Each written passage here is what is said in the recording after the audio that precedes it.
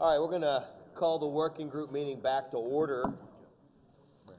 And Randy, I apologize for the delays in your briefings, but appreciate your understanding. Oh, that's so, fine.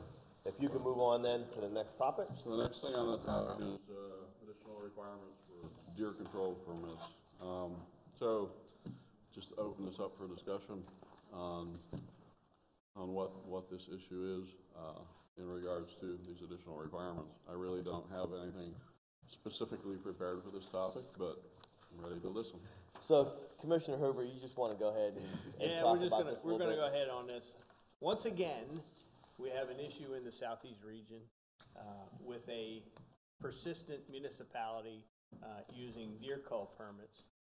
And I thought we clarified it last year with requiring public hunting prior to issuing a deer call permit. So apparently, we issued a permit in February 1st for this municipality to do a call.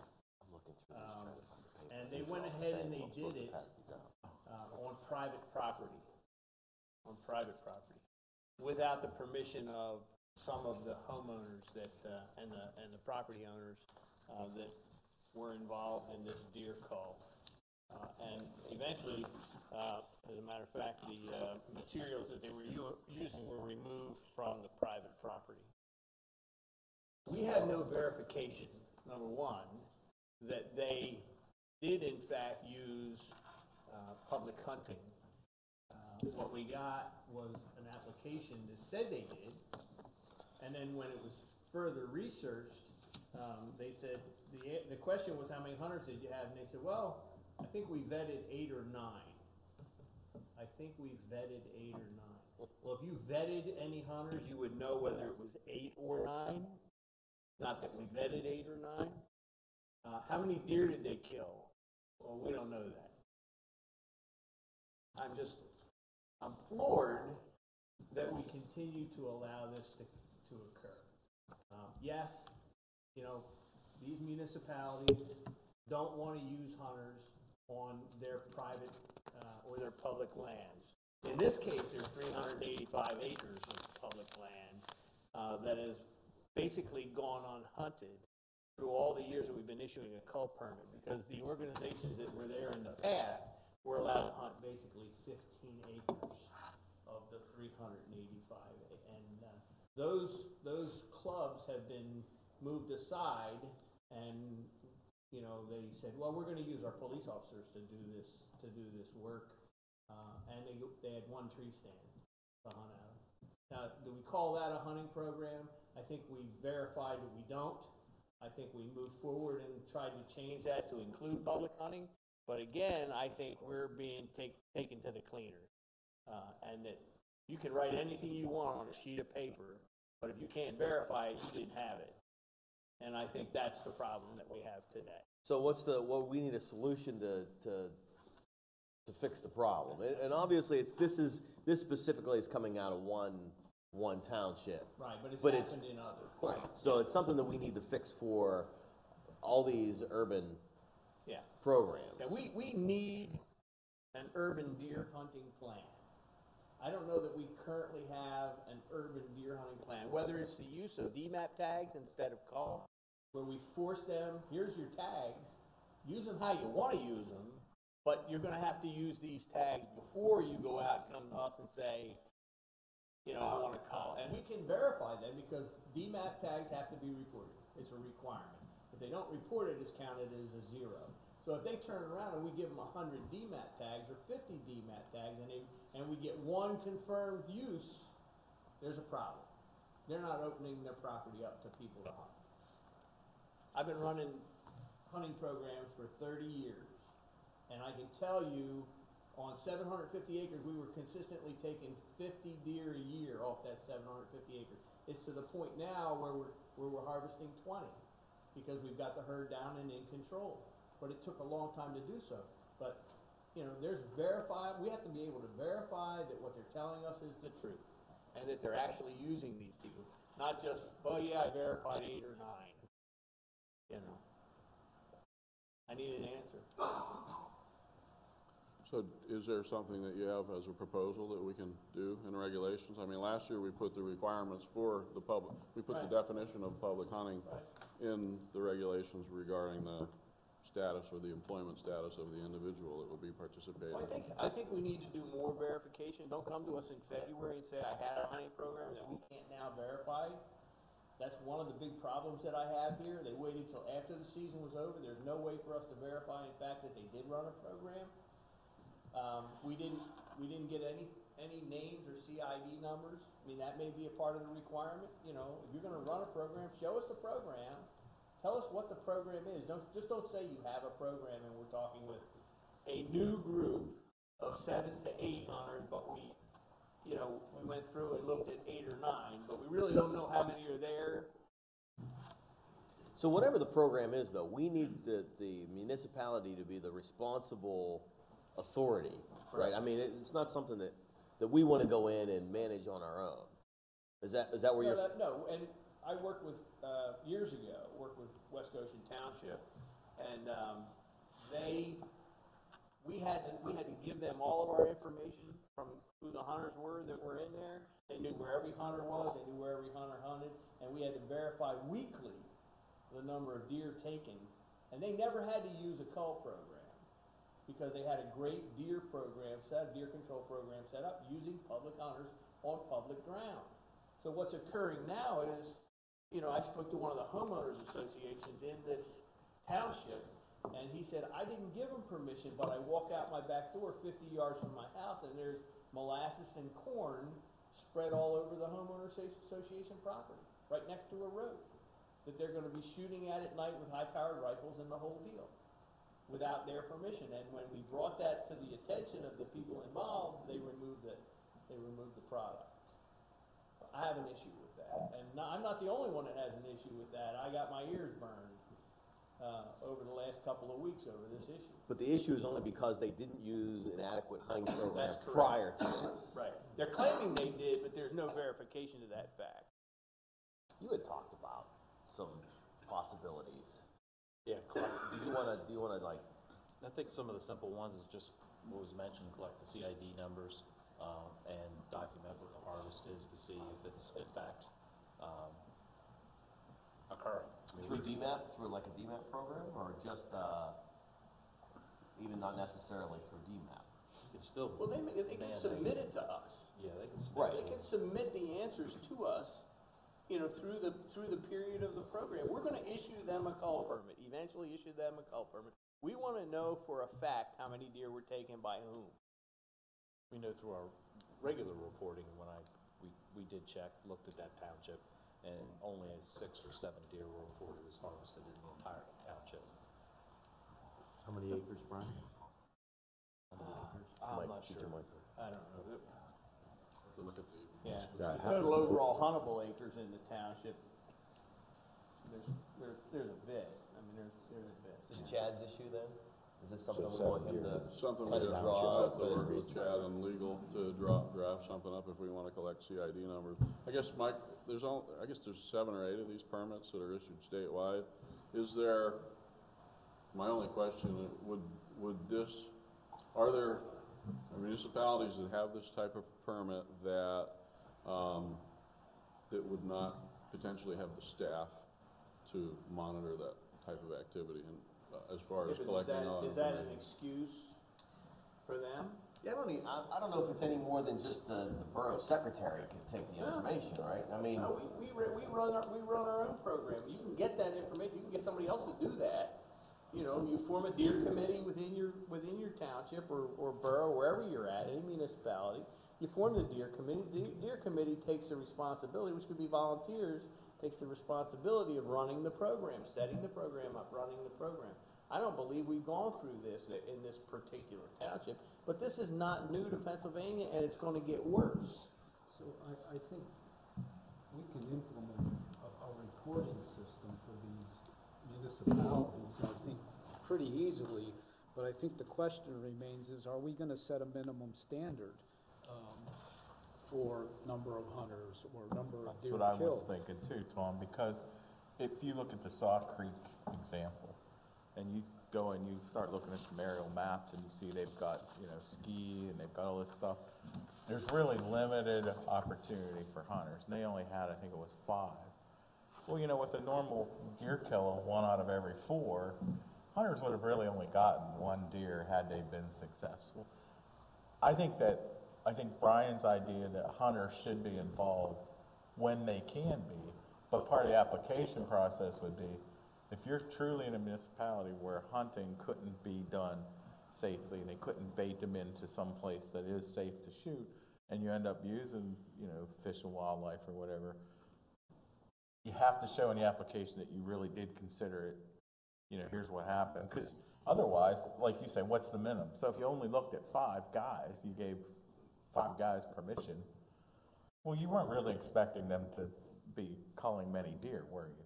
I mean, and maybe there's a good reason for that. That's my only point, is there may be a good reason that they didn't want to have hundreds of hunters in this big housing development. So let's talk about that type of a situation, because we deal with it all the time in the southeast region. And we'll talk about Valley Forge for a second. Valley Forge for years and years and years had 2,500 deer, whatever it was, in Valley Forge. And you could literally walk through Valley Forge and see 100 deer at any given time during the day. Yet we hunted right outside the park, across the street, where there's one tree that's 16 feet wide, and we put a guy up in that tree and we killed deer every day with joggers running by, with buses going by, literally 30 feet away from the road, because that's the only tree in this guy's yard. Or where we stood on the back of, on the roof of a shed in the guy's backyard because he didn't have a tree to hunt out of. So yeah, I get that. Well, you were part of the solution, but that didn't bring 400 deer per square mile, or whatever it was at Gettysburg. No, down. eventually they brought it down, Right. but there were hunters involved. We had many Right. properties. You had We some weren't the only hunters group involved. there. We had many other groups that we were working with that were killing deer all the time. You know, you couldn't hunt in Valley Forge Park, so that was the biggest problem. That was the You know, our problem is, we hear you tell those stories all the time, we can't visualize that. I understand that. You know what I mean? Right. So that's something that I don't have any input for you. Right. I'm out of this loop, because, you know, you talk about, you know, hunting on a shed of the guy's house next to you, and I just. Is that hunting or is it deer management? 'Cause No, if it's you not bring- hunting. It is deer It's deer management, but I mean, but management. that's All it is. exactly what we're looking at, though. Right. It's not So if you're gonna hunting. manage deer, manage it through hunters, and that's what they're doing successfully down where he's at. But maybe to the degree you can, and there's certain places maybe you can't. No, I agree, I agree. And you may be standing on somebody's porch. I mean, there's been many times we stood on people's back porch and shot deer off the back porch. It happens. Only in Philadelphia. I mean, it happens. That's reality in an urban environment. And so we need to look at that. If you're gonna come to us and ask for a cull permit, you need to give us a plan on how you're gonna handle it. It doesn't have to be just your properties. But when you're talking 385 acres, that's a lot of acres in an urban environment that's the breeding center for where the deer are at. If you're not gonna let people get into that center, then we can't help you. Brian, on a competency standpoint, do you test hunters or? We do. Okay, so We there's, do, and in a lot of the programs, you have to show proficiency. okay. But that's not, we don't have to Correct, regulate. I'm just That's for the curious. municipality to Right. regulate, yeah. So we need to come up with a solution. We've been banging our heads on this thing for 5 years. But I think what Tom said is, so what sets a minimum of hunter participation or attempted hunter I participation? think that's the issue. We keep coming back to this one particular township year after year after year, and they say they've implemented a hunting program, but in reality, maybe they're not, and we have no idea of what the level of hunting is. So maybe if we set a minimum standard that both on reporting and at least, you know, that we can't put a minimum standard on how many deer we can have harvested, because it depends on, you know, the skill of the hunters they bring in there, but at least to know if they're trying. Well, I think that's the answer. I think, you know, when you talk number of hunters, we have 750 acres, and there's 40 people that are hunting that 750 acres. At any given time, you're not gonna have 10 on the property. So it can't, if you tell me you have 5 hunters, or 7 hunters, or 8 hunters on 308, you don't have anyone hunting Monday through Friday, when you need people in the woods. People have different schedules and can work and can hunt different times. So you need a mix of all that, but that's not our responsibility. We can tell them what they need to do to get that, but it's not our responsibility to do it for them. Because your group of people potentially they all hunt out of the same tree stands, Correct. right? They just on different days. Correct. Yeah, we have 60 different tree stands. Right. Set up in that, 750 acres. And they can hunt anywhere they want to hunt. Yeah, so I mean, listen, we got beat up pretty bad over the last couple of weeks over this coming out February 1st, after we told everybody, because they came here, after we told everybody they didn't get a permit, and then all of a sudden, without me, I didn't know anything about it, I'm still telling them, yeah, no way, they didn't get a permit because they didn't have one as of January, and then all of a sudden, bang, they got a permit, and, I'm blindsided, everybody else is angry, and it's a problem.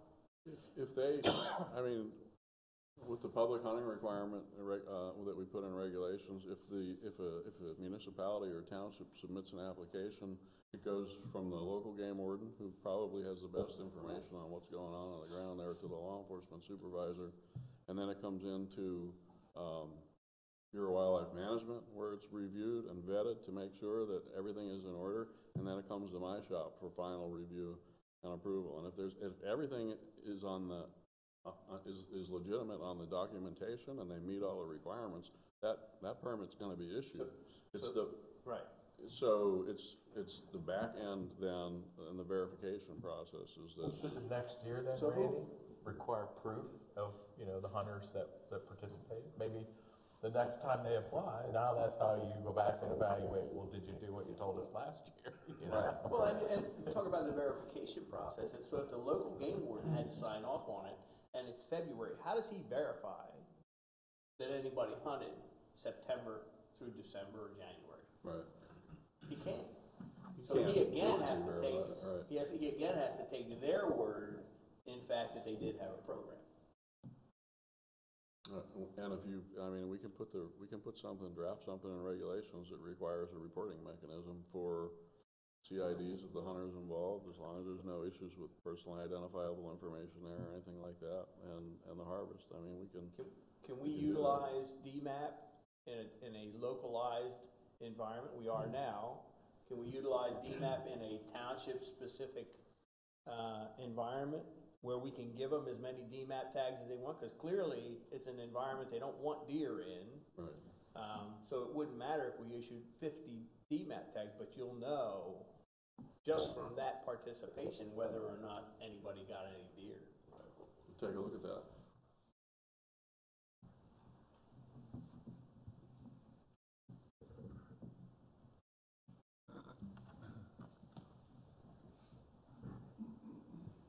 We would have to lift the number of tags per hunter that they could utilize. That's right. Yeah. Right now, I believe they're capped at 2. Right, 2. correct, Right. and that would have to be removed. Just to give them the number of tags that they want. When you're in a management situation, it's a different subject than a hunting situation. Probably the most important thing that was said here today is about urban management, urban deer management plan, because this is not going to get any easier. No. No, yeah, it's like Commissioner Hoover said, it's only going to get worse as we move on, and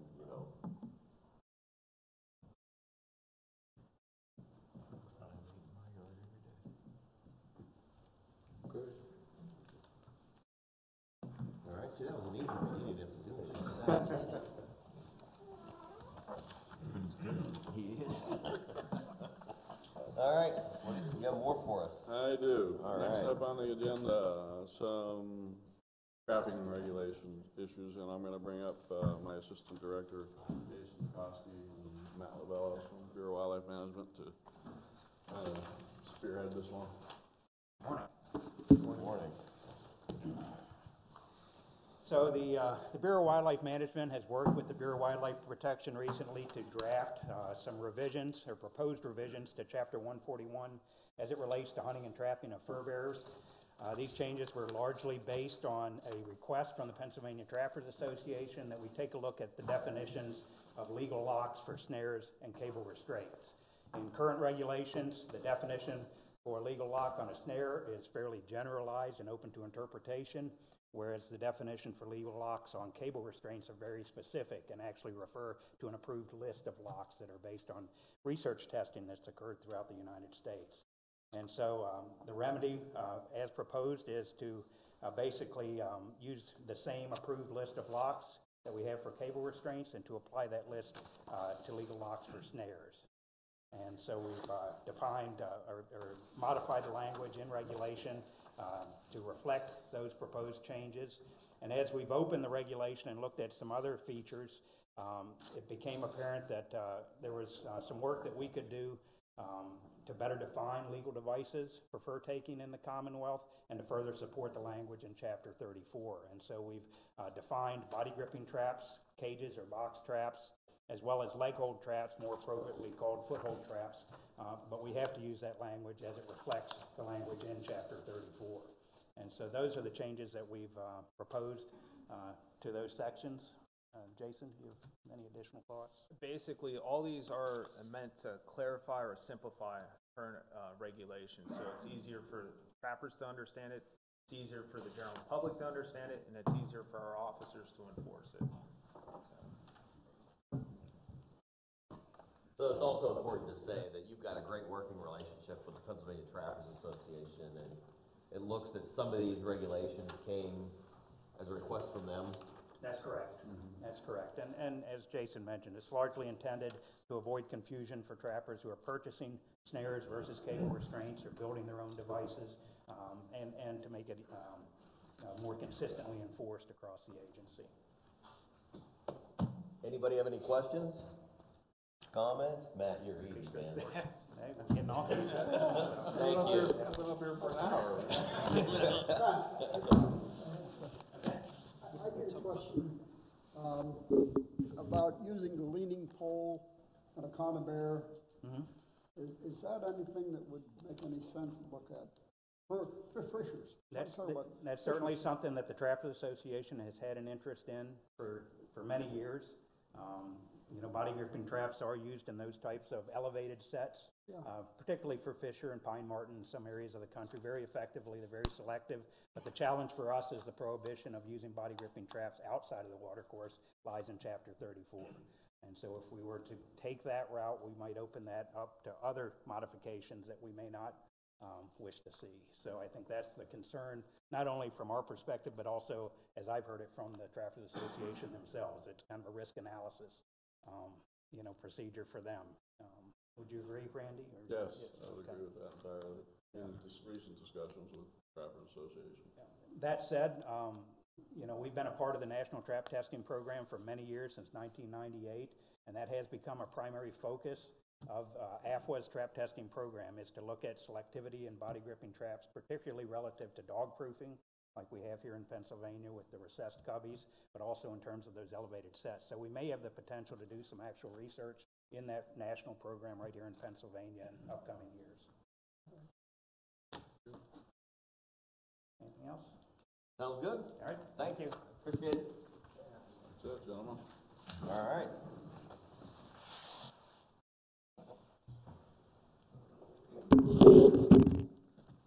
On to wildlife management.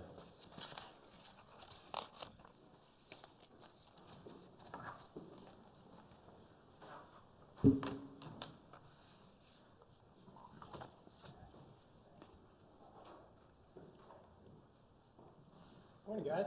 Morning. Morning. We got a couple things to go over today, and we'll work through these. First, we'll start off with Jared Oyster on where we're at with CWD, and then move on to waterfowl seasons, given to you by Ian. We had a good waterfowl symposium 2 weeks ago, I guess it was, in the Northeast, and had a great symposium there, so we'll give an update on that. And then we have a couple updates from Lisa Williams on grouse, and so she'll come down and talk to you about that. And then we had 3 briefing papers, one of which was, or the first of which will be the deer management tool for forests. and we'll ask Dave Gustafson and Chris Rosenberry to come up and talk about that. Then I'll ask Chris to stay up here, and there were some questions on the DMAP process for farmers. We can talk about that as well. And then follow up with Deanna. I'll ask Deanna to come down, and we were asked to evaluate adding deer harvest questions to the PAL system. That sound okay? All right. Jared, if you don't mind coming up and give an update on how did you run out? That sounds awful. Yeah, no, we have great news. Where's Jared? I guess Jared's... We love great news. Here's the first great Jared news ran is out that the back door of the CWD guy CWD. bugged out. He's coming back, I Good news, swear. we're done with CWD. Uh-huh, all right. If you don't mind, Ian, would you come down, we can go over the waterfowl season. These are, if you look deep, there's just as awful issues with mallards and geese as well. Yeah, but he can't even spell CWD. I had to look it up. He doesn't want to know how to spell CWD. Hopefully I don't get run out of here after I give the bad news on mallards and geese. Good morning, everyone. Thanks for having me. It's been a few years since we've had any major changes in waterfowl seasons. This is typically something that we do, and I'll talk about this a little bit, the process that we go through each year, because it's different than what we do for all our resident game species, grouse and turkeys and bears and elk and so forth. So we have an external, and an internal comment process, which ultimately results in a selections letter that's signed by our executive director and goes to the Fish and Wildlife Service. But because there are a few important changes this year, I thought it was worthwhile to take a little bit of time here at the work group, both to make sure commissioners are informed as well as the public that may be tuning in on some of the changes that are definitely coming and one that's proposed for this year. And so to begin with, just a refresher, perhaps for the first time for a couple of the new commissioners, this is a different process than what we use for resident species. Migratory game birds, all migratory birds are ultimately under federal authority under the Migratory Bird Treaty Act. So we don't have the ability that we have for the resident species to just do what we want to do for Pennsylvania. We're ultimately under regulations that are promulgated by the Fish and Wildlife Service. We do, however, have an opportunity for input in that process each year through the Flyway Council process. So each state agency sends representatives to the Flyway Council meetings where we make recommendations to the Fish and Wildlife Service, which they often but not always accept. So once that regulatory process happens each year, the Fish and Wildlife Service sets annual season frameworks within which individual states, Pennsylvania included, set our migratory game bird seasons. Those frameworks are based on the status of population, so they're more liberal for species like snow geese that are overabundant or very abundant, and more restrictive for species that aren't doing as well. In many cases, there are specific harvest strategies for different species that say if the population level for the species is X, the season will be Y. Those frameworks set the maximum season length and bag limits for us. So taking duck seasons, for an example, in recent years, the maximum season length has been 60 hunting days, and maximum cumulative bag limit has been 6 birds. The framework set the earliest and latest allowable opening and closing dates that we can use for our seasons, and they also set the allowable number of segments and splits that those seasons can be broken down into. And in any of these cases, we can be more conservative at the state level if we choose to. So for example, if for some reason we wanted to have a 50-day duck season, we could do that, but we can't be more liberal. So we can't say we want to have a 70-day duck season if the framework says 60. Once we get those federal frameworks each year, we do, as I mentioned, go through a state level season selection process, and the annual Waterfowl Symposium is an important part of that. As Matthew mentioned, we held that a couple weeks ago, March 15th, at the Northeast Regional Office. Had some good turnout. We also have a Waterfowl Comments email account where folks, particularly that can't make it to the Waterfowl Symposium, have the opportunity to send an email and say, here's what we'd like to see for seasons this year. We also did a very comprehensive waterfowl hunter survey back in 2011. And so because of the larger sample size of that survey, we've always given pretty substantial weight to the results of that survey, recognizing that we get a lot of comments at the symposium and through email from very avid hunters, but they may or may not represent the overall waterfowl hunting public. So an overview of what's happening for 2019-2020. There are four fairly major changes in the federal frameworks. Only two of those are really significant for Pennsylvania. The two species on the slide here, northern pintails and Atlantic brant, are the other two changes that are happening this year, but neither of those species have any significant level of harvest in Pennsylvania, so I'm not going to spend time talking about them here this morning. Generally, for all migratory game bird seasons, and this includes not just waterfowl, but the so-called webless species, mourning doves, woodcock, and so forth, we aren't proposing a whole lot of changes this year for our Pennsylvania selections. Most of them are pretty similar to what they were last year and in other recent years. Although do take note that, as you recall, with the change in the date of Thanksgiving this year, where it goes from early to late, that has some effect by a few days on a lot of seasons. And so to maintain the same relationships with holidays and with other seasons, a lot of our waterfowl seasons do shift several days later this year. I'm not considering that a change. There is, in addition to the two federal framework changes that are pretty important to be aware of, we are making one what I consider fairly significant proposed change in a duck season this year, and that's the season dates for the North Duck Zone as a result of the public comment process, and I'll get into a little more detail later in the presentation about why that is. So what I'll go through here is the two federal framework changes, which are to the mallard bag limit and to the Atlantic population Canada goose season, which affects southeastern Pennsylvania, and then talk about that North Zone duck season. First off, with mallards, this is something that I think people are generally aware of, but maybe not as well as they should be. This graph shows a couple different geographic representations of mallard breeding populations. The blue line on the bottom is the mallard populations in eastern Canada, which has been relatively stable over the last 20 plus years. The red line up above is for the northeastern U.S., so that's all the states from New Hampshire down through Virginia, including Pennsylvania. And you can see that fairly significant steady decline, where over the long term, last 20 years, it's been anywhere from a 30 to a 50% decline in mallard breeding populations, so pretty significant.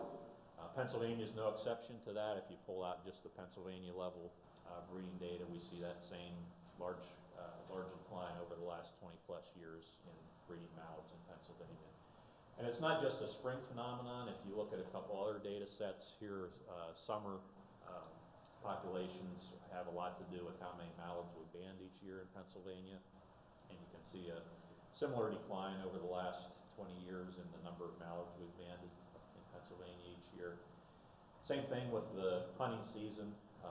As you would expect, we've had waterfowl hunter numbers are declining just like most other species numbers. So of course harvest overall is going to decline. So to control for population effect on that, you have to look not just at total harvest, but at harvest per hunter day. And if you do that, you still see this similar decline. So the number of mallards being harvested per hunter day is also declining.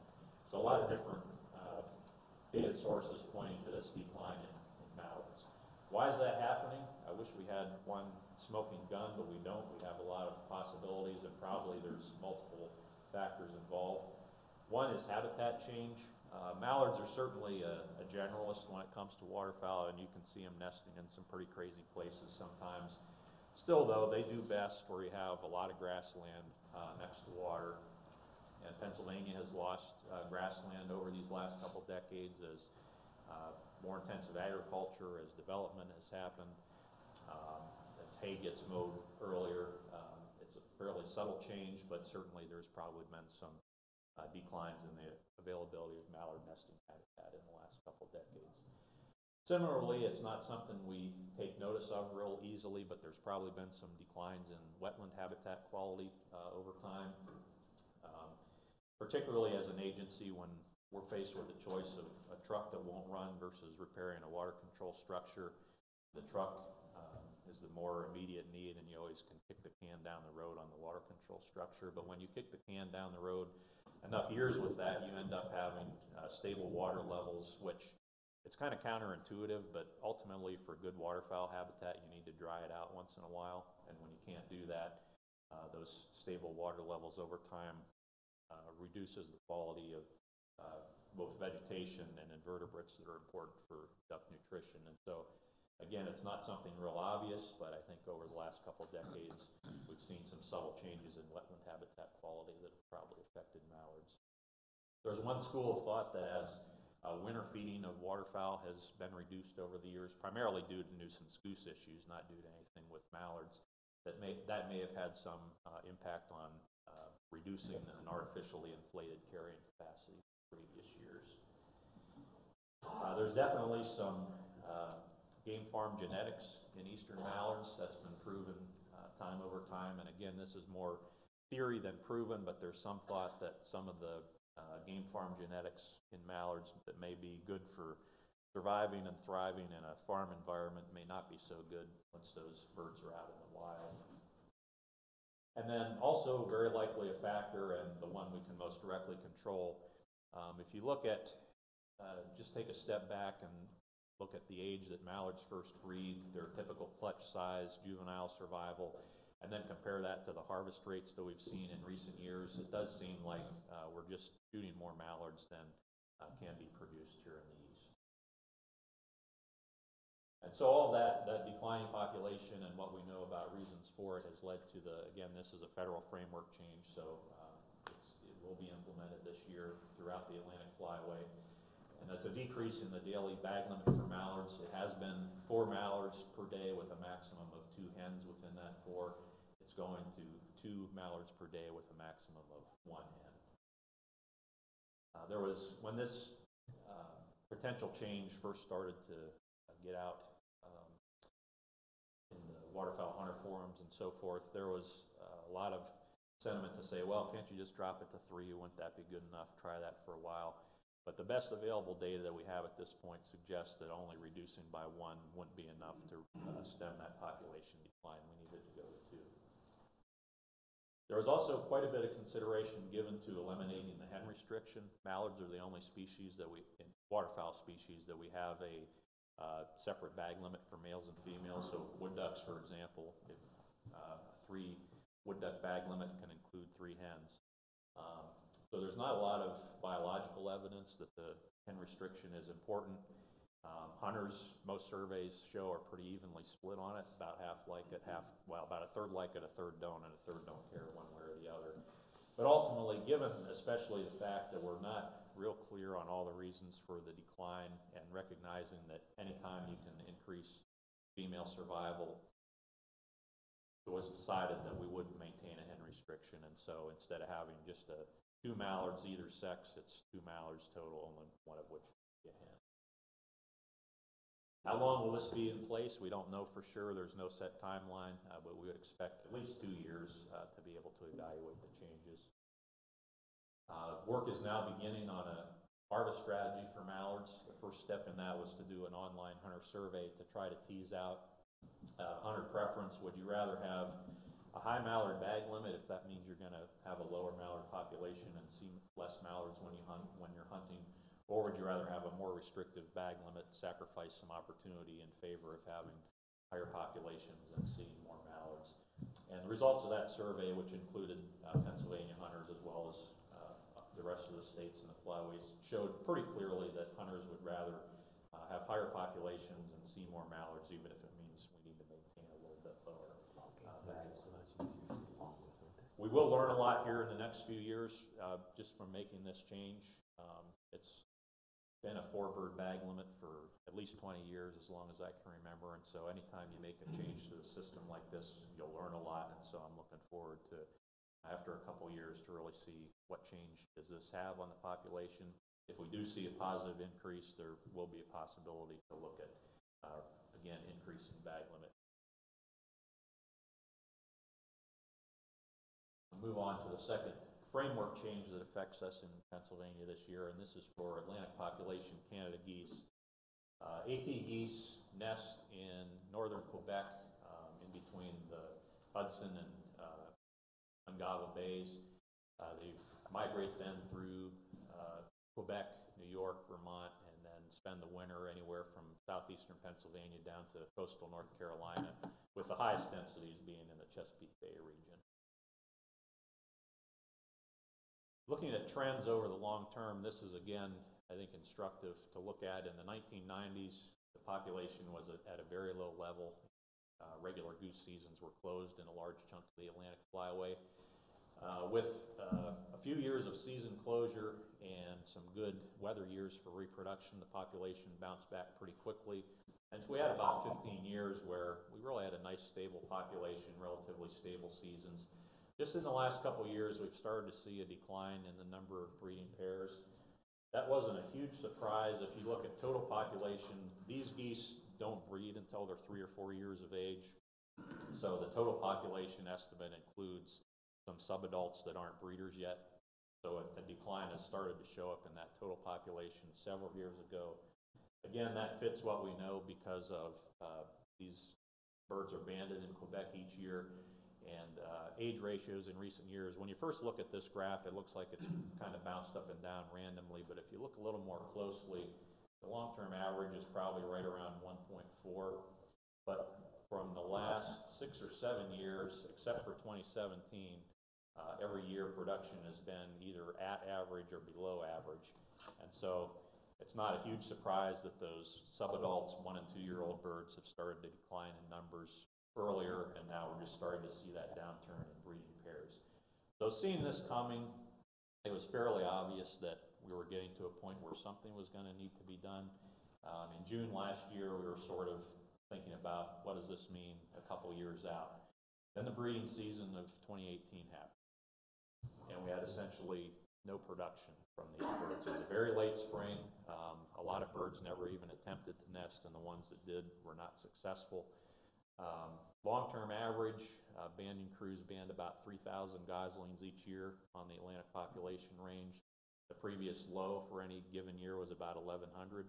Last year it was 30, which means virtually no production last year. So this past hunting season, 2018-19, as these birds came south, essentially every migrant goose from this population that was harvested was an adult, which means we dug the hole even a little bit deeper this past year before we're going to be able to get out of it. But this graph really showed us that we didn't have a couple years to wait anymore. There needed to be a change right now. So what I think is somewhat good news is with the last 20 years of data, we've got a lot of information on where and when these migrant geese occur, and so we're able to use a lot more surgical approach than was the case in the past. So this regulation change only affects the areas of the flyway in this dark brown color, so Vermont, most of New York, New Jersey, southeastern Pennsylvania, and then down through the Chesapeake. All these areas in light blue are places that have very few migrant geese throughout the year.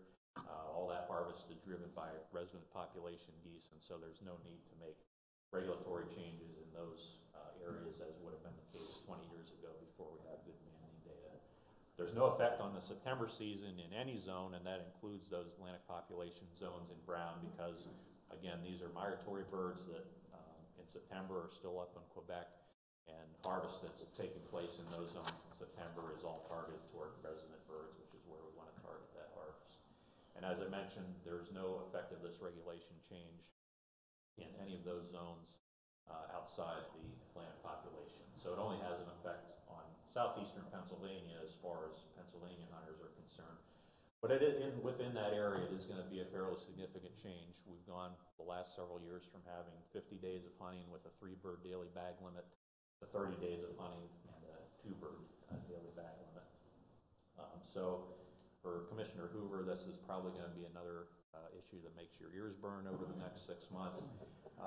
If you go back to the mallard regulation change, obviously individual mileage always varies for hunters, and you can find some that say, well, I see just as many mallards as I ever did. Why do you really need to make a change? But by and large, I think most hunters have seen that mallard decline, and so they recognize for the change. For the migratory goose populations, it's a tougher sell because they're always a smaller component than the resident population. So we're going to hear a lot of, I hunt in southeastern Pennsylvania, Berks County or whatever it is, and I'm still seeing a ton of geese. Why did you have to reduce the season. And that's true because the resident population is still very large and still very healthy. But unfortunately, even when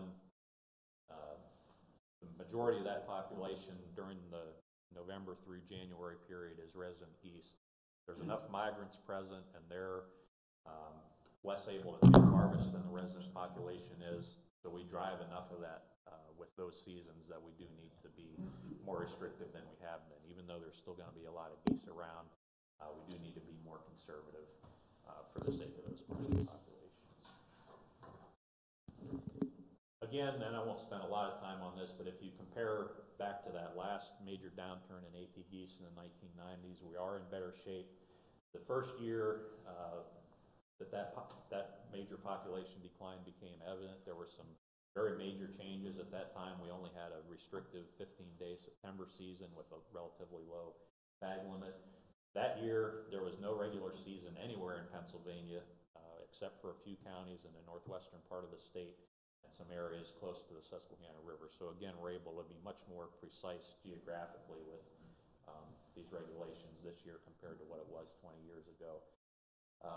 Those regulations changed every year in the late 90s, and so again, I'm not going to go into detail there, but just for comparison's sake, in southeastern Pennsylvania, there was a period of 4 years in the late 90s where, other than that September season, there was no Canada goose hunting the rest of the year. So at least we do still have a season here, albeit more restrictive than it has been in recent years. That's not to say that if the population continues to decline, we couldn't go to a closed season, but hopefully we've caught it soon enough that by dropping to a restrictive season, we can avoid going to a closed season, and with some good luck on production years, we can get back to a less restrictive season before too long. So those are the two changes that we're more or less forced to make based on the Fish and Wildlife Service frameworks. There is another change that we're proposing this year that is not required by the frameworks, but something we're proposing at the state level, and this is for the North Zone duck season. Back prior to 2012, and I didn't look specifically at how many years prior to that, so I'm just going to say for a number of years prior to 2012, our basic season structure in that zone was we had about a 2-week period with an open season in October, then closed for about 3 weeks, and then came back open and ran until we went to the end of the 60 days. I mentioned earlier the waterfowl hunter survey that we did in 2011. That showed a pretty strong preference for having more days earlier in the season, so October and early November. So beginning in 2012 and for the last 6-7 years, we've changed that season to where the early part of the season is a longer open period from early October through late November. Then a closed period essentially during deer season plus a week or so on either side. And then again open up in late December and run until we run out of our 60 days in mid-January. There's a couple reasons for proposing the change this year. We have gotten an increasing number of comments both at the Waterfowl Symposium and from avid hunters through the Waterfowl Comments email inbox and others that feel like we're missing an important migration period by having that closed framework. The other social side to it is that as we get farther and farther from that waterfowl hunter survey, I'm becoming less comfortable with using that information. We do need to repeat that, and hopefully we'll be able to do that in the fairly near future here.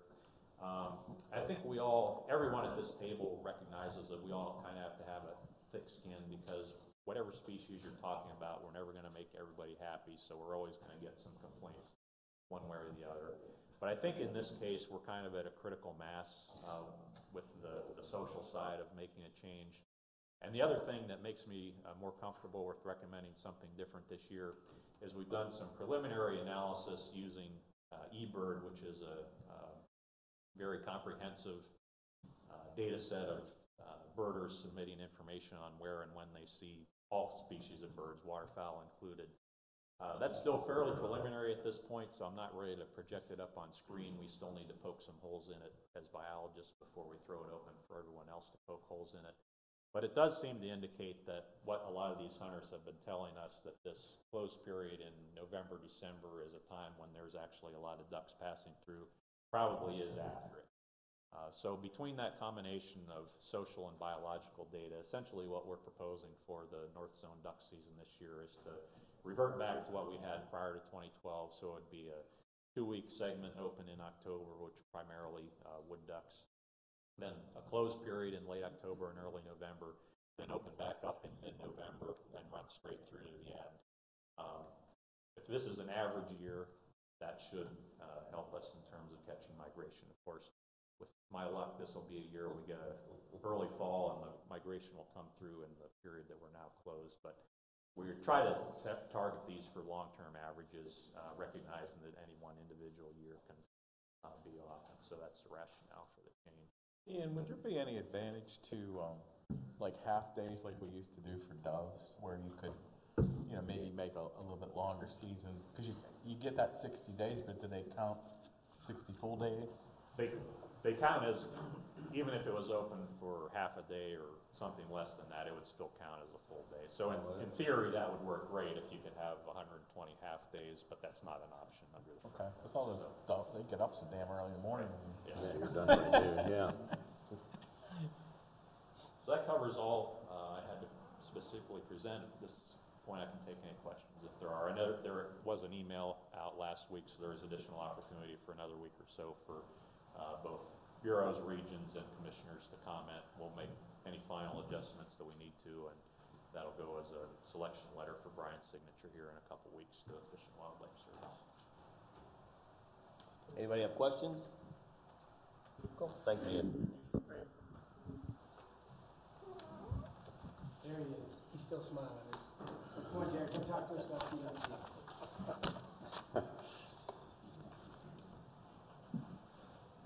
Maybe a couple smiles over here. Not yet. Not puns out. Not yet.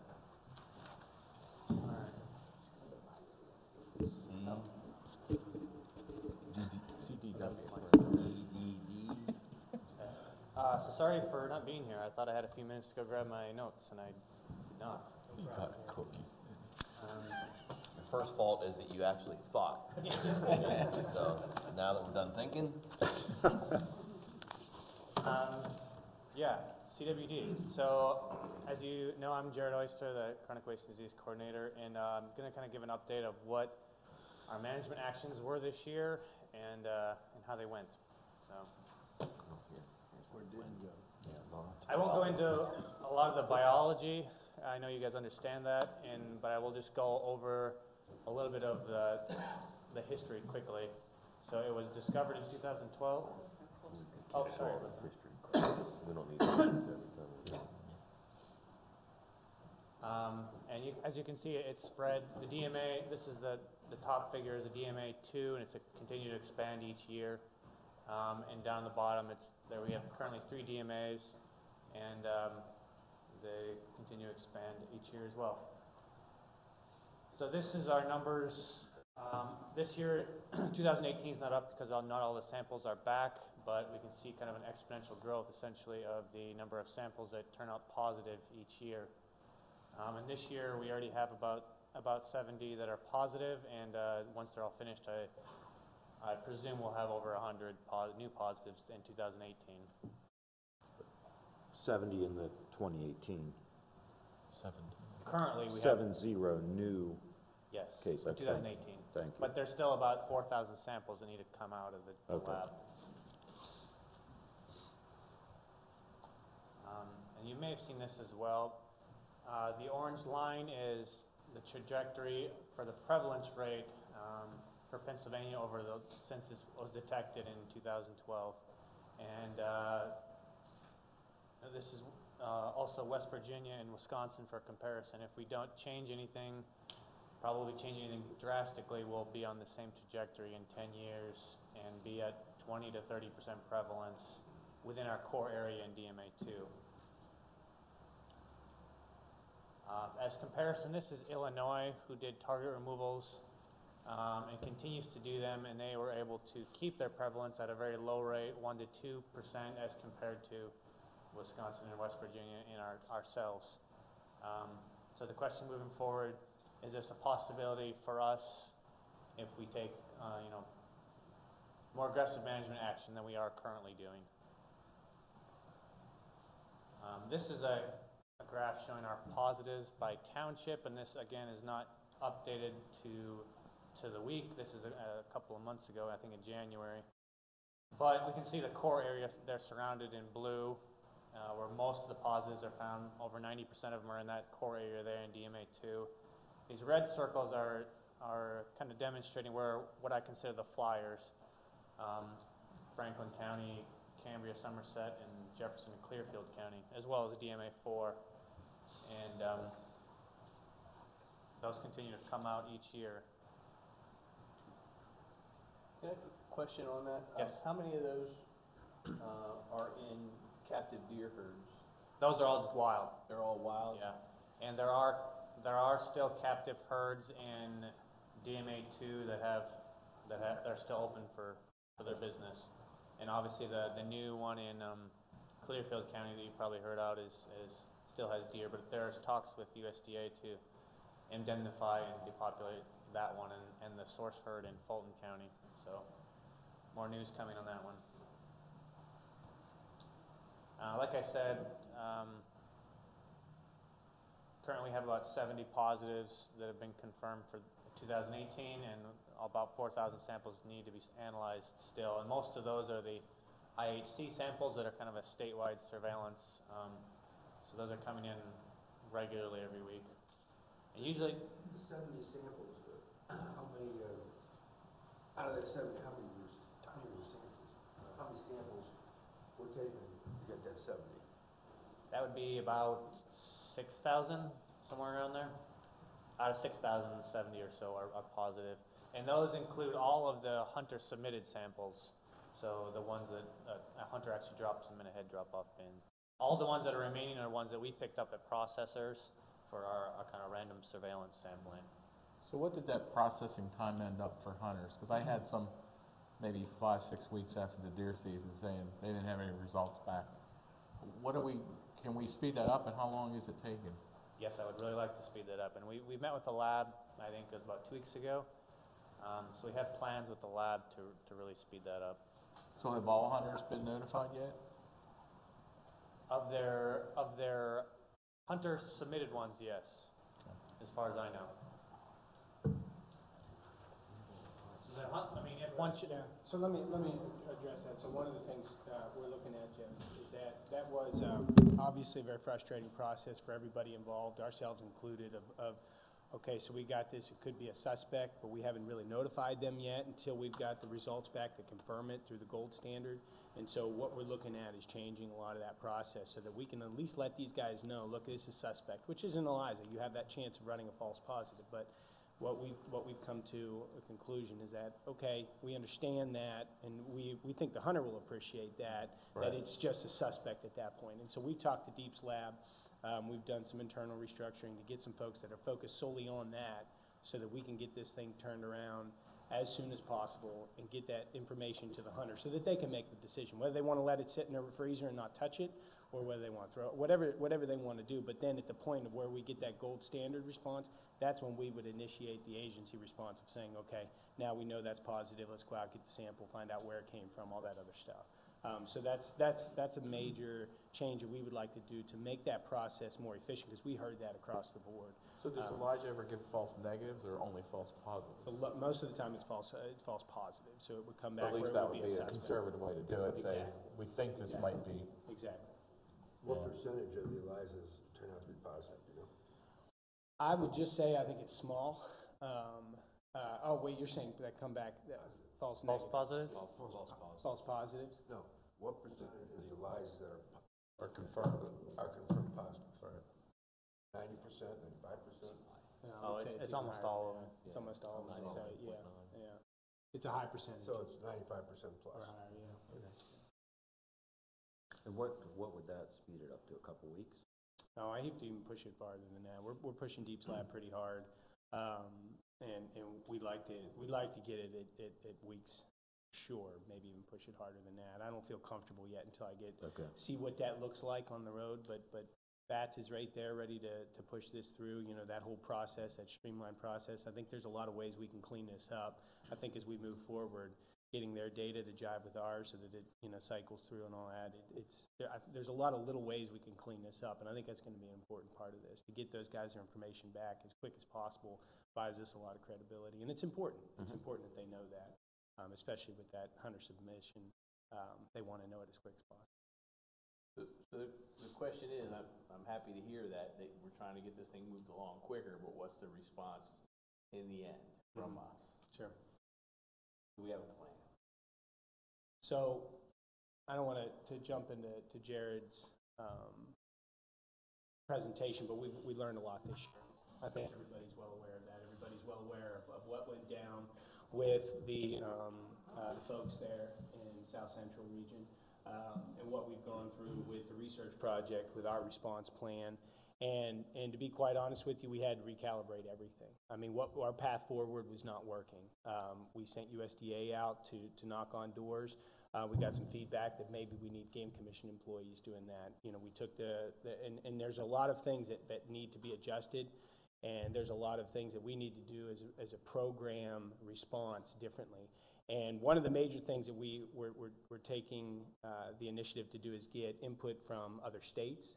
And as you guys know, we've talked about other researchers. Getting them involved to provide some third-party criticism and third-party input about what we're doing, what's successful in other states, what's successful across the nation, what's not successful. A lot of things that I hear from folks is that this isn't a biological disease, it's a PR disease. And you guys have to spend a lot more time getting out there throughout the year, setting that foundation, using your staff and providing the credibility and letting people know about this rather than just, boom, here you are a week before with the guns in the hand, that sort of thing. And so we've heard that. And I really, I think what we did brought a lot of credibility because we didn't push through with our path and put our head down and just say, we're not listening to you, we're going to come in and at all costs do what we have to do. We stopped and we stepped back, and now we're reevaluating. We're getting input, I think, from the right people to build an aggressive plan, but more importantly, that has components to it that are sustainable, but also aggressive enough to have an effect. And that's really what we need to do. And Jared's been working with the CWD working group within our staff to develop that plan. But that plan, again, is okay, this is what we're going to do, and it's aggressive, and it may work, and this is how we're going to do it, and this is what it looks like. But at this point, what we want to do is engage the right partners, engage the NGOs, engage the public, engage other researchers, and at the federal level, state level, so that as we develop this, we're getting the right input so that when we do roll it out, we roll it out in the right way with the right message and the right response. But also we have a beginning, middle, and end to it, right? That's another big part of this is that we don't want to just build it as we go. We want to have it strategized all the way through and maybe A, B, and C. Plan A, Plan B, Plan C. That's going to be important. So the response, though, is that we're running out of time. Sure. Absolutely. If we continue knowing what the charts from the rest of the country, what's occurred in the rest of the country, we don't have the capability of sitting back on this. We need to make that response quick, and we need to make the decision to do it as quickly as possible. So are we looking at a year from now? Are we looking at 2 years from now? Are we looking at 10 weeks from now? Mm-hmm. I think, just let me, if I could just Please jump go. in. I think one of the things we've learned from this is that when we talk about the strategy, we're all thinking from a tactical standpoint of where do we shoot deer, how do we maneuver deer. That's really where our minds automatically go to. I think one of the most important things we've learned that we've got to think more strategic, and that the public part of the engagement in this process has got to be first and foremost. Not going out there and selling them, well, this is what we're going to do, and this is when we're going to do it, how we're going to do it. We've got to go out there, and we currently are. We've got to get out there and really engage that public. They don't want to trust what we want because it affects their deer season next year. Sure. So, we're asking people to make a sacrifice in order to benefit the deer herd for their kids. And whereas that may seem simple, and who wouldn't agree to that, there's a lot that don't.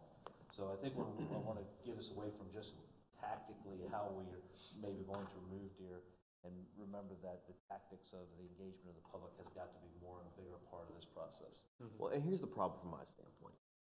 We have been saying this same thing for 5 years. For 5 years, we've sat around this table and said, we have to do a better job of getting the word out. And I get you're just, both you guys are just coming on board and you kind of got thrown into a mess. But at some point, we have to sell to the hunters that if we do nothing, that we're going to be like Wisconsin, because our projected prevalence is much higher than what Wisconsin's looking at now. We don't want to be there. And for us to not be able to go out and counter what literally 7, 8, 9, 10 hunters are doing to get on a camera to say that we don't know what we're doing is just, it's frustrating to me. Because we're spending $1.8 million a year on research. And all they're doing is waking up in the morning and saying they're not doing what we want them to do. We've got to be able to do something in a public relations standpoint that can bring everybody in and say, look, they actually do know what they're doing. We want to be Illinois. We want to stay at that 2% prevalence. And if we just sit back and keep doing nothing and keep saying we need to go out and do a better job of spreading the word, then next year we're going to be sitting at the table talking about the same thing. And we can't keep doing it. We just can't. And I'm not, don't get me, I'm just passionate about this. But I want to back up a little bit, because when we say, what we're saying is we haven't reached that point yet. Now, when I say with the public pushback, so we've been doing outreach events, localized stuff. I mean, I sent out the commissioners a list of all over the last 2 years of the events that we've been going to. And the problem we're dealing with is the amount of misinformation that continually is new. We saw all these claims now that CWD is going to have a cure for in 3 years. You know, all these things that actually have been around for decades of those claims that we know won't come. But people want to believe that because it's a silver bullet. It's the cheap way to get to the end, and I don't have to sacrifice seeing a lot of deer in deer season. Those are the things that we're going to constantly battle. As we talk to the other states, one of the things we've learned from the other state is, guess what? You are going to have pushback no matter what. So we understand there is going to be a level of pushback. So what we've got to do is walk that fine line between the pushback that can be tolerated, still have we have had great support from the legislature through these issues. You know, they're the ones that are getting the heat first and foremost. And so for the exception of, say, one, we've had really good support, and I'm really proud of the legislature for standing up for us for that. We just got to be smart in how we approach this. So I don't think, what I'm saying is we've had targeted shoots that have gone on. We're continuing to move forward with those. Some of these other efforts, we got to, that slow is fast. We got to make sure we get it right on the front end so we can have a program that'll succeed on the long term. Well, I get that. And I was just at a seminar, Tom Fazy and I were just with the Taxidermy Association, and the vet from Ag was in, first time I had met him. And he literally stood up and said, here's the things that you're hearing that aren't true. Mm-hmm. And those are the things that I think we need to get out. But, we talk about, you can't say that scientifically nothing's ever going to happen because you just never know. Well, yeah, but you can use data, because that's what we do, right, when we're a science-based agency, and say, look, we've been talking about this for years, and it's not happening. Yeah. And he at least was standing up and saying, we need to reduce deer numbers. Yeah. Period. That's it. That's what's going to help us. I just think it's frustrating. What did Illinois do? I mean, I'm sure they have hunters that didn't want to see shoots and calls and whatever, but so what did they do, and what can we learn from what they did? Or was their prevalence rates, I mean, we're already way up above their prevalence rate, so we can't probably get back down to where they were, because you showed that as a flat line. You didn't show it as being here and coming down to that 1 or 2%. Sure. So that's the problem. I think we all feel this need for speed, and we sit here and say we need to do more education, and it's like, so what did they do? So their situation was a little bit different than ours. I've talked to some of those guys over there, and they were more urban areas. So their setup was a little bit different. But the fact is that they still got it done. They still heard all of the frustration and anger from the hunting group, and it was focused in those urban areas. And maybe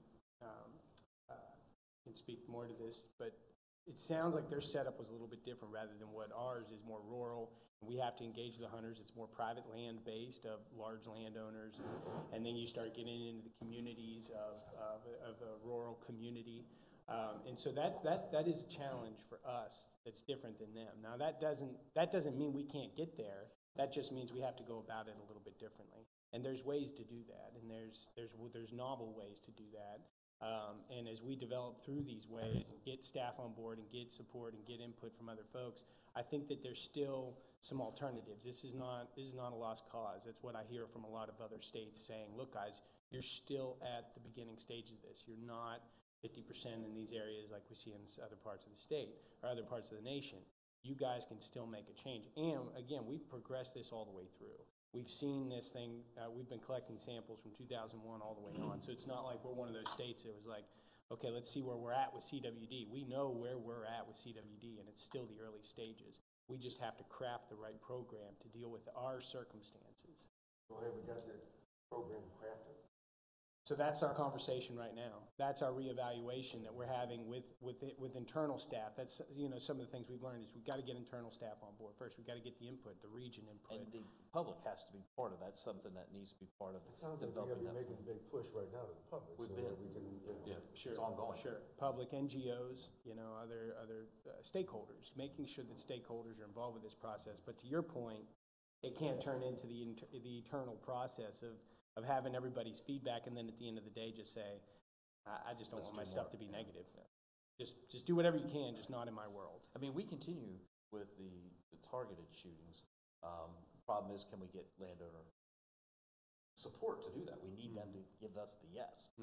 So, one of the things the public can force us to a no if we don't engage that public from the beginning or during that process. So, I think, going back to the discussions around the SDIC process itself, it's sometimes there's a big disadvantage going in and say, well, here's what we're going to do. We want you to support us versus let's talk about this and develop the process. What do you think, and get their input? That open transparency is about your best route forward. I don't think it delays it, but we are spending an amazing amount of time right now doing those very things. The other goal of that is that nobody wants to, the Game Commission doesn't want to deal with this, the public, nobody wants to deal with this, but when you give the circumstances and say, okay, here's what we're lined up against. Here's our only options. We only have 5. Which one are you going to get on board with? When you give it to them like that, when you give it to the NGOs, when you give it to the public, when you give it to staff, when you give it that situation to hand, otherwise we're going to be Wisconsin. We know where the data is going. Then you force the hand of everybody, then everybody. But then it goes back to Brian's point that gets muddled up as well, because then you've got other theories going around that people want to latch onto and divert attention and so on. Well, I think we do a very poor job of publicizing where we're headed and what we're doing, where certain other groups do a much better localized job, and then the mob mentality falls in. And then, well, they have a solution, you don't have a solution. They have the solution, and we're going to believe them. And the problem is, if that solution fails, we're 5 years down the road, and we've got it everywhere, and then we're in a real bind trying to fix it. Well, I mean, it's easy to be popular when you go out and you say, I'm going to fix it. You don't need the facts. Sure. Yeah, they're not. We're just going to fix it. The Game Commission's all they're going to do is control it. We're going to cure it. Yeah. We have to Well, and that's my point. You get you get the clubs all believing this, and it's centralized, it's localized. The rest of the state's very worried about this, but that threw us back a little bit. It drew us back, and it also engaged the landowner in other areas in other ways, because then all of a sudden you catch a snippet on the news, and you're like, oh, that's weird, and then you get a knock on your door the next couple of days, and you're like, I don't know, it seems so contentious right now. I just, I'd rather not be involved. I don't even know what it is or why it is, but it sounds odd. On the 70-year... Any reason to try to engage the opposing forces and have them sit down at the table with us and try to talk They've some done sense? that. And basically, they did that. It was on Facebook Live, Matthew and staff and the group. And basically what they told us, they said, even though we've had all these outreach events, the one made a comment, I don't read the newspaper, I don't watch TV, I didn't know it was coming. So we've done, I can go back and pull those reports again, show you a whole lot. I know we got to move on because we got to take a break, but. On the 70 deer new that you've had in this 18 sample size, any surprises on the geographic areas are still localized in that Bedford area? All those new positives this year were in the core, In the Bear, core. Bledford, Fulton area. Okay, thank you. Right where we're not allowed to shoot.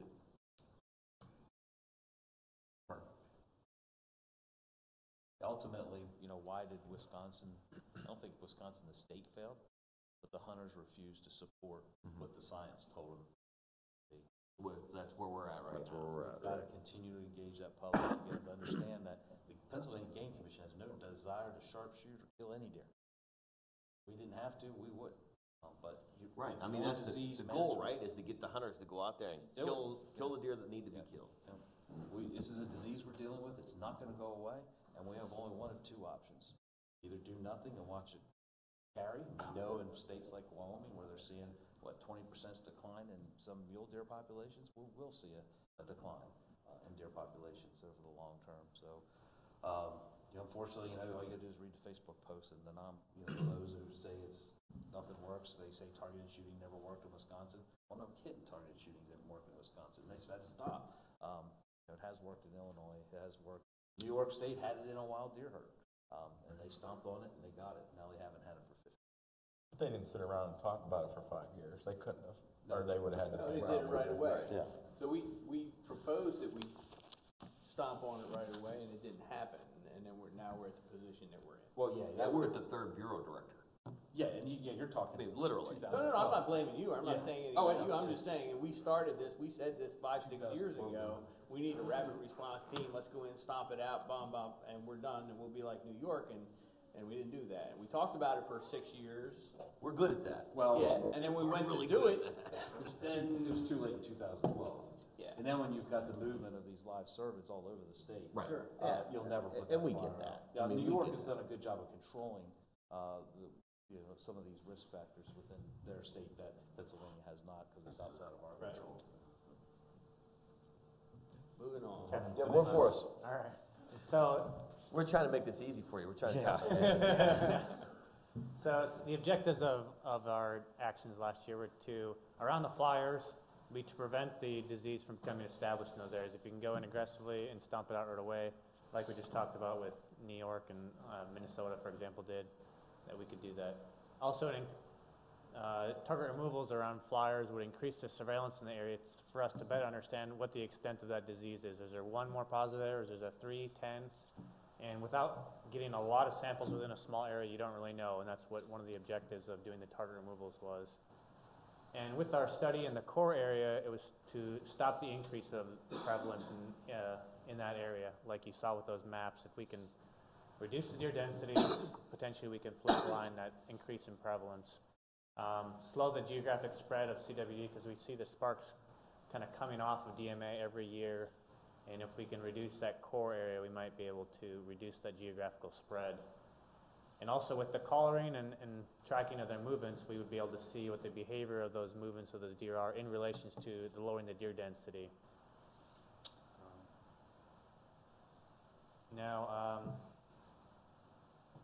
So just a little background as well as, you guys saw this last time, but what a target removal looks like is removing about 200 deer within a 2 to 3 mile radius around that new positive.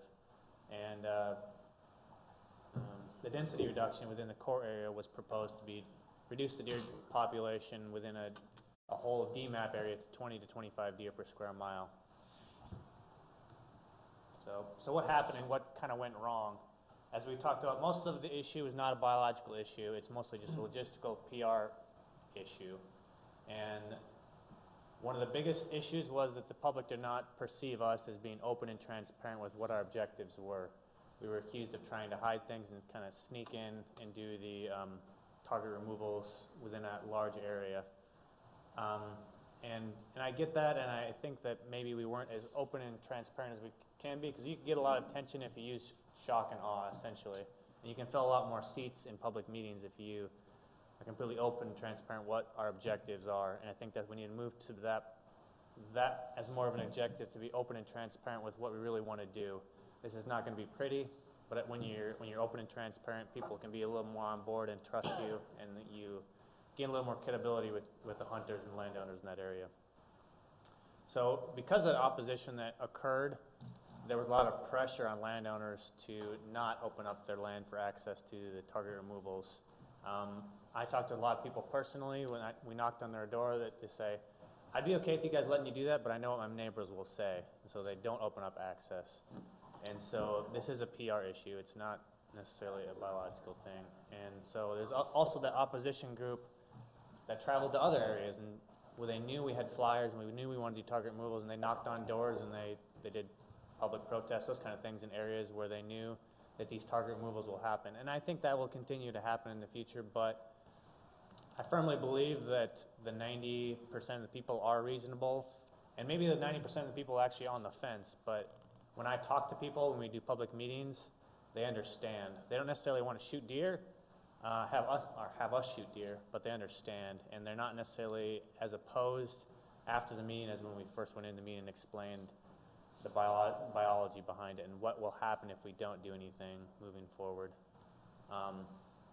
And another thing we really heard loud and clear is the hunters want the first opportunity.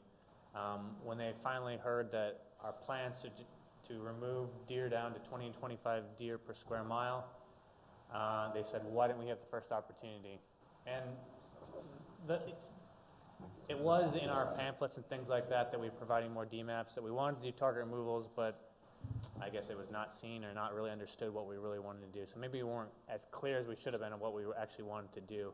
So let the hunters do the management. That's what they really want. And so I think moving forward, we need to have that as more of a strategy.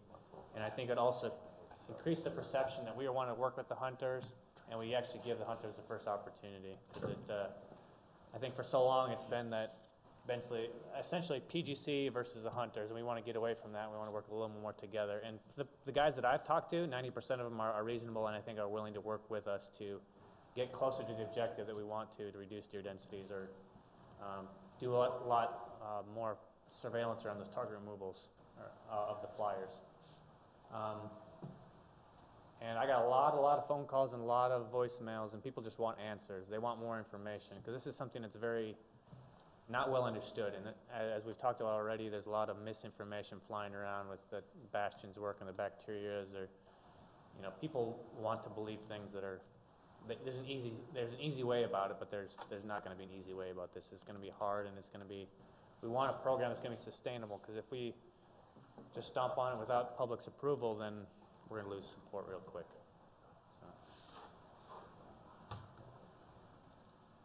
So essentially, from those things that we just talked about, what we need to do in the future is our objectives I think our objectives remain the same. We just have to take a very different approach and work with the public and bring them alongside us the whole way. And the people I've talked to, the landowners and hunters, I think that we can work a lot closer with them and reach our objectives with their help. So some of the things we need to do is increase the capacity to be flexible to work with landowners. We need to have the permits and tags in place, and maybe even extended seasons, those kind of things, ready to go and be able to do those things. Because we won't be successful without the support of the landowners and the hunters. Another thing I think we need to do to set ourselves up for success is work a lot closer with NGOs. If it's just us doing it, I think we're not going to be successful. But there are a lot of NGOs that are willing to work with us. For example, National Deer Alliance, QDMA, Whitetails Unlimited, Rocky Mountain Elk Foundation, and we've started to talk to those people. And if we have a group message with that group of hunter organizations, we'll be a lot more effective when talking to those hunters. Also the legislators and other agencies. We've started working with DCNR and some of those folks as well. So they are fully aware of what we want to accomplish, and that we can have a group message again.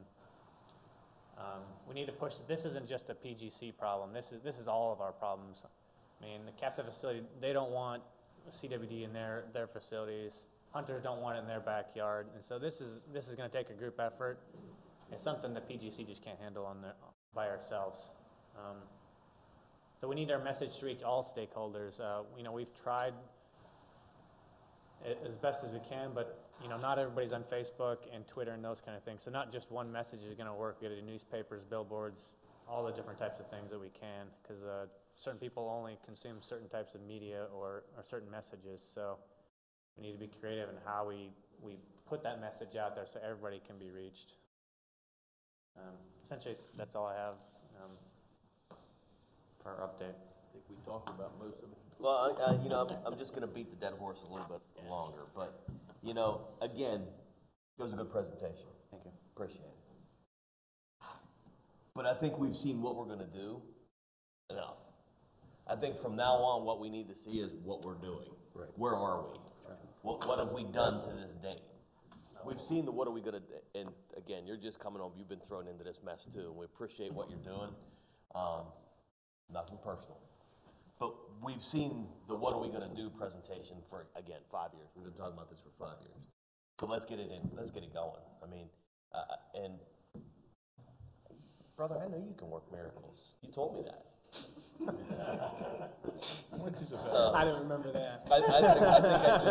I think I have a recording of it. We'll play it back later. But I mean, let's get it going, man. Let's do it. I hear you. And you know you have our support, right? There's nobody at this table who's going to tell you slow down. We don't want to fix CWD in Pennsylvania. So whatever we need to do, let's do it. Whatever you need us to do, let us know. Let's get it done. Let's just go. Agreed. Love you, man.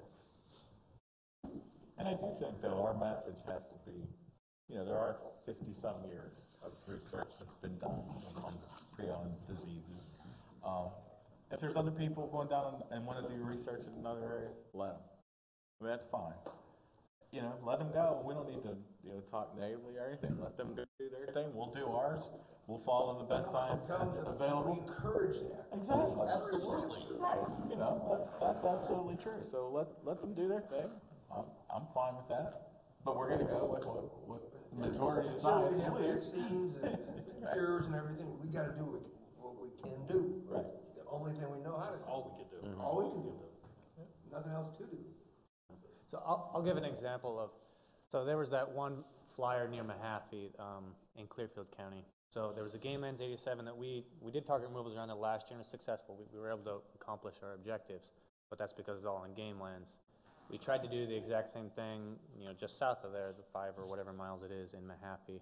We had a good meeting. We had actually a decent number of people show up at that one, and everybody that was there were people that were supportive of it. And there were guys that standing up, hey, I'll get my neighbors to do it, and we'll do this. And then when we actually went and knocked on doors, some of those people were still interested, but some of the larger landowners that were the key guys, there's like 3 or so landowners that own 50% of the area within a 2-mile radius. If we don't have those, then it's going to be really difficult. And one of the guys is a farmer where the positive actually showed up, and the guy that leases his property, he wanted to do it. He wanted to shoot the deer. But once the owner got involved, he had heard from his neighbors, and his neighbors weren't on board. So that's why he's, a couple hundred acres that he has several hundred deer on his property, and we could have done it. But we had 6 or 7 landowners lined up, but those 6 or 7 landowners we wouldn't be able to reach our objective of our 200 deer. But the guys that did talk to were kind of on the fence and they wanted to do it, but our issue was that we had waited 1.5 years to this point. And so why the urgency now? Why do you guys want to come on my property and shoot the deer now? Why can't we just wait till hunting season? So these guys, I think, are willing to do a lot more.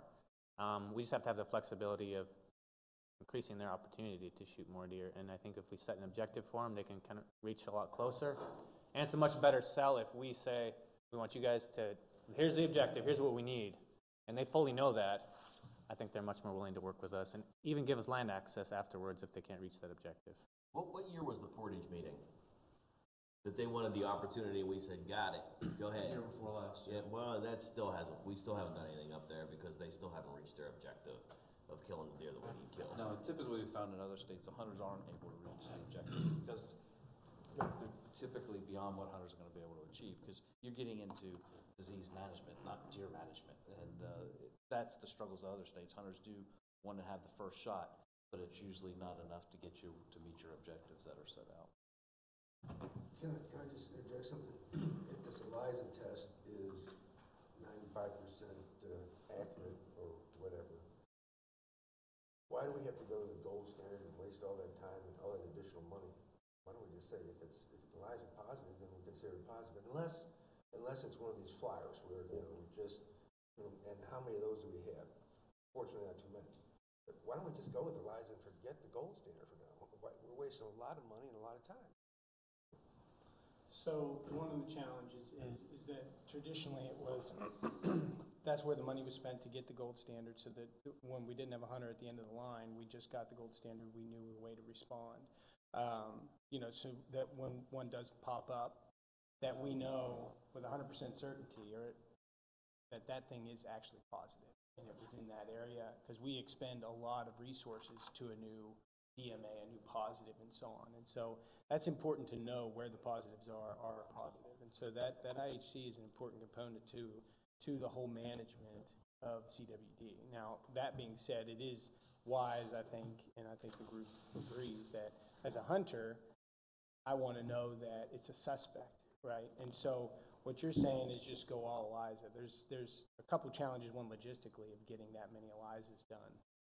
That's what we're doing. Well, we're sending those to IHC. Sorry?